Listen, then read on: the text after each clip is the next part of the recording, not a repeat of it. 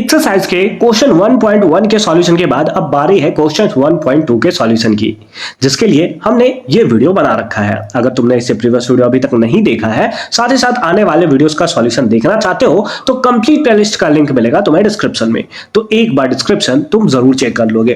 Question 1.2 क्या है? Calculate the mass percent. इस बार हमें मास परसेंट फाइंड आउट करना है। ठीक है, फाइंड आउट कर लेंगे। Of different element present in the sodium sulphate that is Na2SO4। अब इसके लिए तुम्हें हर एक एलिमेंट का मास भी पता होना चाहिए। जैसे सोडियम का मास होता है 23, उसी के साथ साथ सल्फर जिसका मास होता है 32, उसके साथ साथ एंड ऑक्सीजन जिसका मास होता है 16।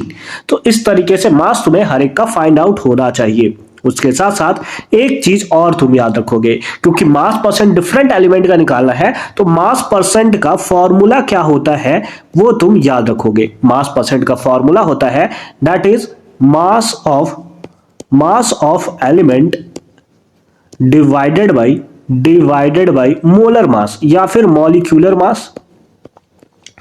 डिवाइड बाय क्या? मॉलिक्यूलर मास, और इनटू अगर दोगे 100। ये तुम्हारे पास फॉर्मूला है जिसके बेसिस पे तुम मास परसेंट फाइंड आउट करते हो। मास ऑफ एलिमेंट, जिस एलिमेंट का तुम्हें मास परसेंटेज निकालना है, डिवाइडेड बाय मॉलिक्यूलर मास, यानी कि टोटल मॉलिक्यूल्स का मास कितना होगा, जिसको मोलर मास या मॉलिक्यूलर मास बोला जाता है, और इनटू का तुम कर दोगे कितना?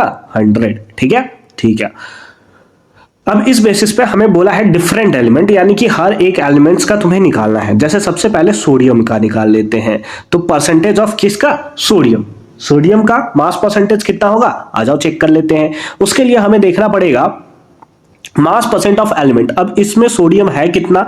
तो क्वेश्चन में क्लियरली दिखा है Na2SO4, दैट इज 2 सोडियम है। एक सोडियम का मास होता है 23, तो 2 का कितना होगा? दैट इज 46, या फिर मैं इसे ऐसे लिख सकता हूं 2 × 23 डिवाइडेड बाई, अब हमारे पास नीचे क्या है? Molecular mass. तो मोलर मास पूरे के पूरे कंपाउंड्स का तुम्हें पता होना चाहिए।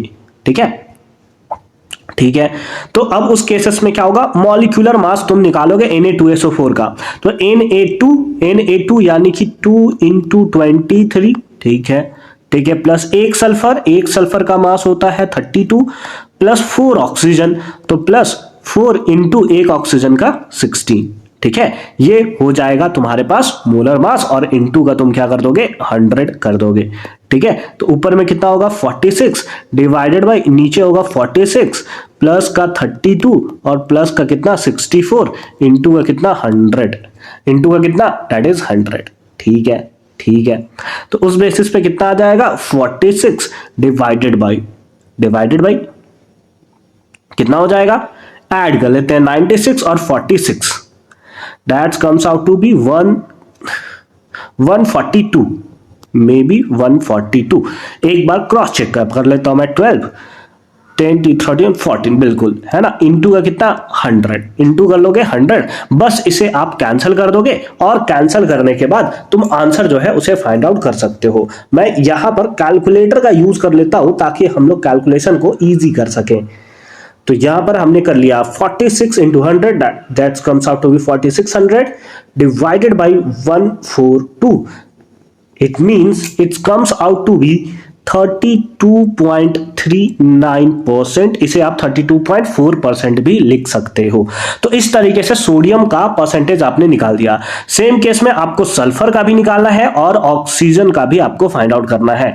तो इस बार हम लोग निकालते हैं किसका? परसेंटेज ऑफ सल्फर, है ना। परसेंटेज एंड लिख देता हूं मैं यहां पर, एंड परसेंटेज ऑफ सल्फर। तो उसके लिए क्या होगा? सल्फर का मास डिवाइडेड बाय मॉलिक्यूलर मास। ठीक है, यही होगा ना? बिल्कुल यही होगा।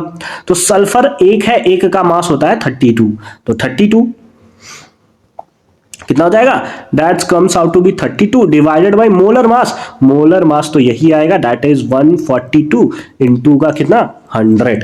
तो इस बार अगेन हमें डिवाइड करना होगा 3200 divided by 142, that comes out to be, मैंने मल्टीप्लाई कर दिया, 3200 divided by 142, that comes out to be 22.53 या 22.5% और ये हमें आंसर देखने को मिलेगा। सेम केस में आपको परसेंटेज निकालना होगा ऑक्सीजन का मास डिवाइडेड बाय टोटल मास तो 142 ही होगा इनटू का 100। अब ऑक्सीजन टोटल कितना था सर? ऑक्सीजन टोटल 4 था, SO4 है यानी कि O4 है, ऑक्सीजन 4 है। एक ऑक्सीजन का मास 16 तो 4 ऑक्सीजन का मास कितना होगा सर? इसका मास हो जाएगा 64 तो इनटू का कर दोगे कितना 64। अब अगेन तुम इसे क्या कर लोगे? डिवाइड कर लोगे तो 6400 divided by 142 that comes out to be 45.07% and this is the right answer of this question। तो इस तरीके से तुमने हर एक डिफरेंट एलिमेंट्स का परसेंटेज कॉम्पोजिशन जो है वो फाइंड आउट कर लिया। बस इसके लिए तुम्हारे पास फॉर्मूला याद होना चाहिए। मास परसेंट निकालने के लिए जिस एलिमेंट का मास पूछा गया उसका mass divided by total mass या molar mass molecular mass into का 100। तो इस बेसिस पे तुम हर एक डिफरेंट एलिमेंट्स का एकदम आराम से निकाल सकते हो। आई होप कि तुम्हें ये पार्ट एकदम क्लियर फॉर्म में समझ में आया होगा। मिलते हैं अगली वीडियो में, तब तक के लिए अच्छे से पढ़ाई करते रहो। All the very best for your upcoming examination.